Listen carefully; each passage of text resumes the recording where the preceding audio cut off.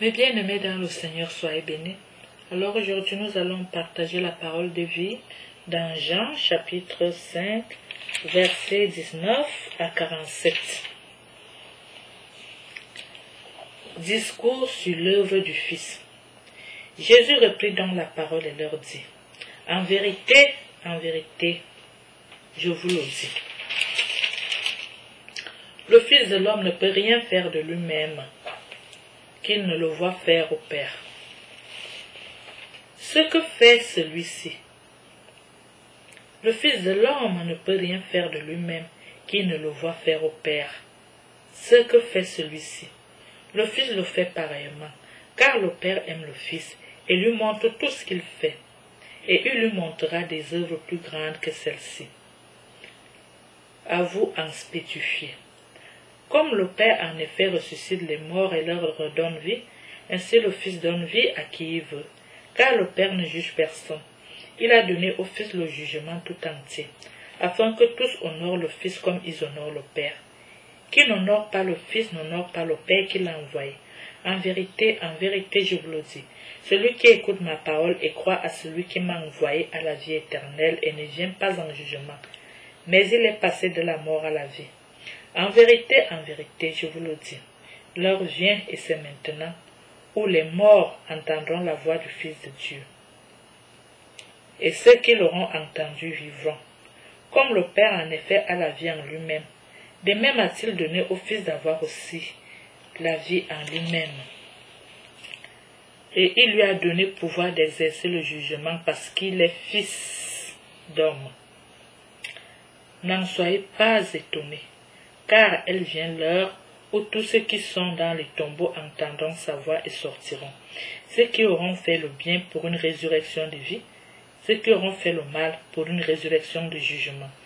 Je ne puis rien faire de moi-même. Je juge selon ce que j'entends, et mon jugement est juste. Parce que je ne cherche pas ma volonté, mais la volonté de celui qui m'a envoyé. Si je me rends témoignage à moi-même, mon témoignage n'est pas valable. Un autre témoigne de moi, et je sais qu'il est valable, le témoignage qui me rend. Vous avez envoyé trouver Jean, et il a rendu témoignage à la vérité.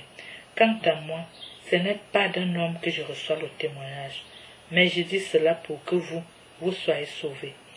Celui-là était la lampe qui brûle à qui lui, et vous avez voulu vous réjouir une heure à sa lumière. Mais j'ai plus grand que le témoignage de Jean. En effet, les œuvres que le Père m'a données a mené à bonne fin. Les œuvres même que je fais témoignent à mon sujet que le Père m'a envoyé. Et le Père qui m'a envoyé, lui, m'a rendu témoignage.